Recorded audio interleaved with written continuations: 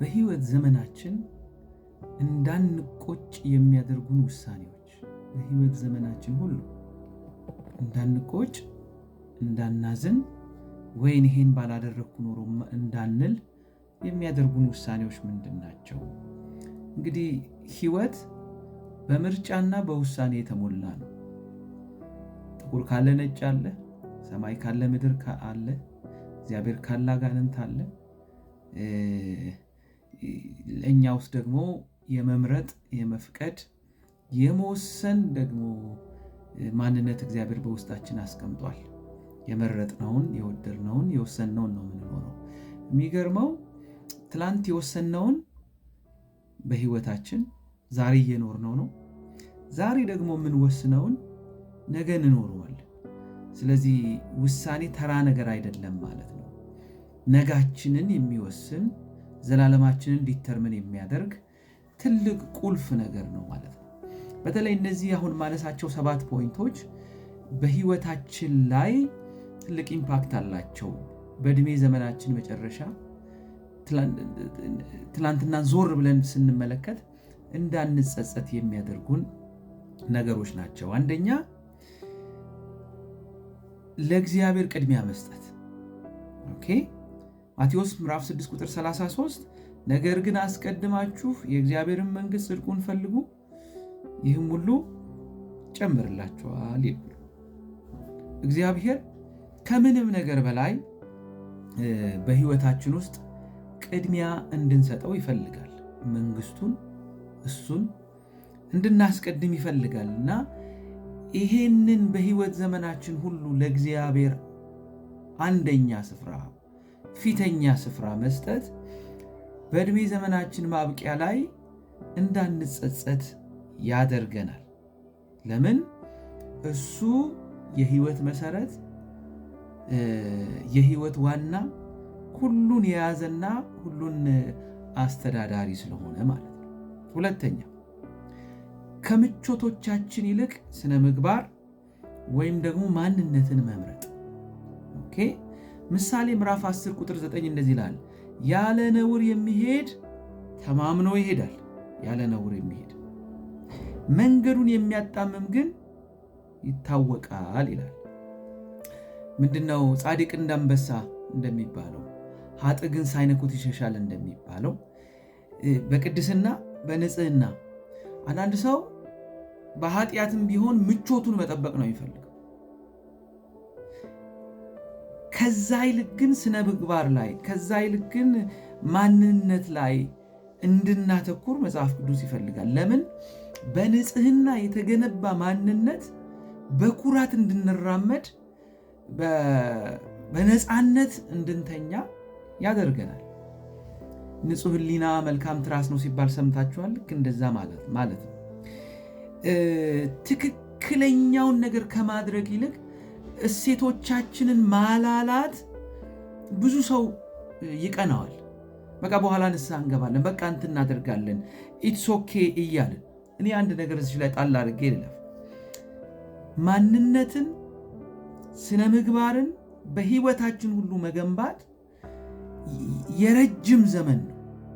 ያንን ግን ማፍረስ የጥቂት ቅጽበት ነው፣ የሰከንድ ነው፣ የደቂቃ ነው፣ የሰዓታት ነው። ስለዚህ ከምቾታችን ይልቅ ማንነታችን ወይም ስነ ምግባራችን ላይ መወሰን ከጸጸት እንጠበቃለን ማለት ነው። ሶስተኛው አብረው የሚጓዙትን ሰዎች በአግባቡ መምረጥ ነው።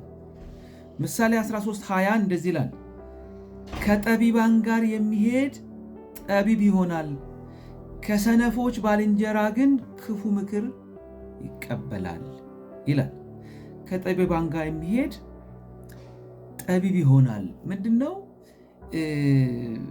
ጓደኛህን ንገረኝና ማን እንደሆንክ እነግርሃለሁ እንደማለት ነው። ጠቢብ የሆነ ሰው ጋር ጓደኝነት የመሰረተ ሰው፣ እግዚአብሔርን ከሚፈራ ሰው ጋር ጓደኝነት የመሰረተ ሰው አይገርም? የሚቀዳው ያንኑ ነው። ግን ከሰነፍ ጋር የሚሄድ የሚያጋጥመው መከራ ነው። ጥበብ የተሞላ ግንኙነት አንዱ እግዚአብሔር ለእኛ የሚሰጠን ስጦታ ነው። እግዚአብሔር በመልካም ጓደኛ፣ በመልካም ግንኙነት እግዚአብሔር ይባርካችሁ፣ በዘመናችሁ ፍጻሜ እንዳትጸጸቱ ያደርጋችኋል። አራተኛ ከቂም ይልቅ ይቅርታን መምረጥ።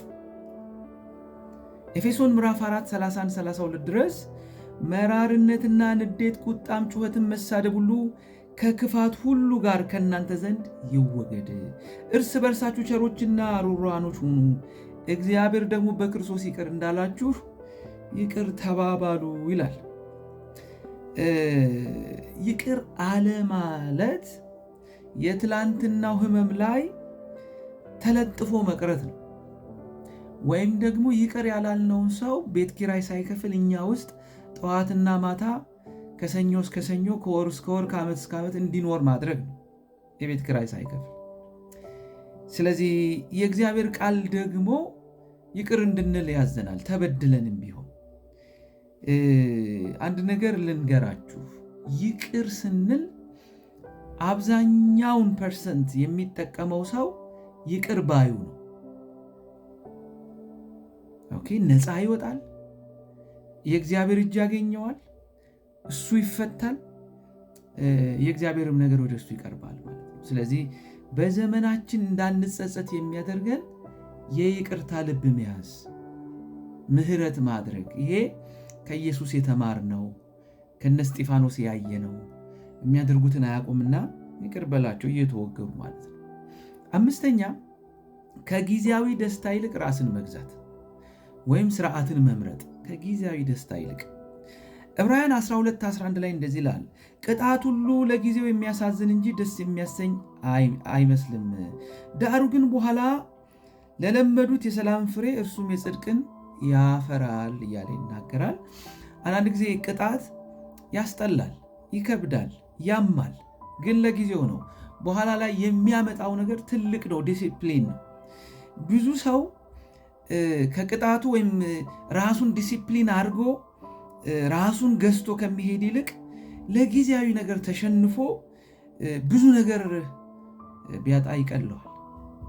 ስለዚህ አንዳንድ ጊዜ ራስን መግዛት ሊመጣብን ካለ አደጋ፣ ልንከለከል ካለው ከእግዚአብሔር በረከት እግዚአብሔር ጠብቆ በረከታችን ያወርሰናል።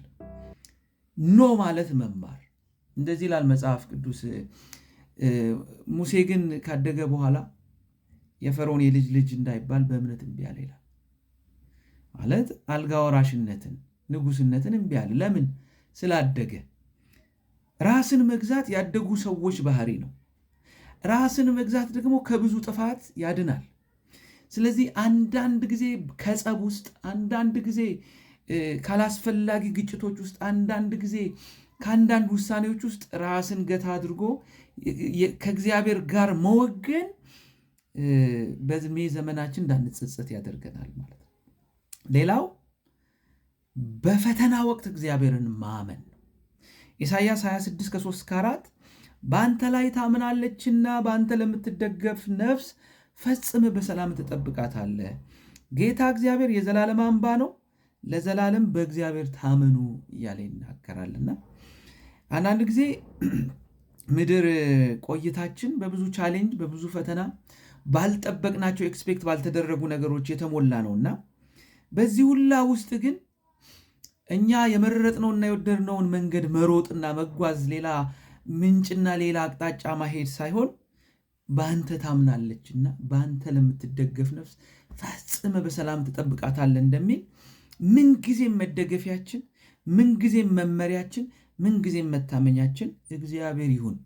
ከጸጸት እንድናለን። የመጨረሻው ለዘላለማዊ ነገሮች ዋጋ መስጠት ምንጊዜ ቆላስይስ 3:2 ላይ እንግዲህ ከክርስቶስ ጋር ከተነሳችሁ ክርስቶስ በእግዚአብሔር ቀኝ ተቀምጦ ባለበት በላይ እሹ፣ በላይ ያለውን አስቡ እንጂ በምድር ያለውን አይደለም ይላል። ብዙ ጊዜ እንድንጸጸት የሚያደርገን ሰማይም ሄደን በንጉሥ ፊት ስንጠየቅ አክሊል እንዳናገኝ የሚያደርገን ነገር ምንድን ነው? የምድራዊ ነገር ላይ እናተኩራለን። የ80 ዓመቱን ላይ እናተኩራለን። የጊዜያዊ የሚጠፋው ነገር ላይ እናተኩራለን። በነገ ህይወታችን ላይ እንዳንጸጸት፣ በዘላለም ፍርድ ፊት ስንቆም እንዳናዝን ምንድን ነው የሚያደርገን ካላችሁኝ፣ አንድና አንድ ቁልፍ ነገር እርምጃችንን እያንዳንዱን ነገር ከዘላለም አንጻር አይቶ መራመድ፣ በእግዚአብሔር መነጽር መመዘን፣ ለእግዚአብሔር መኖር፣ ለእግዚአብሔር ማዋል፣ ለእግዚአብሔር መገዛት። ስለዚህ ሁል ጊዜ በላይ ያለውን አስቡ፣ በላይ ያለውን እሹ።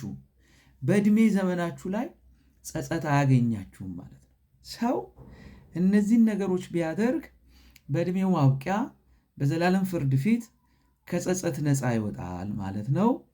ተባረኩልኝ። እንዳንጸጸት ውሳኔያችንን እናስተካክል። ጌታ ይባርካችሁ።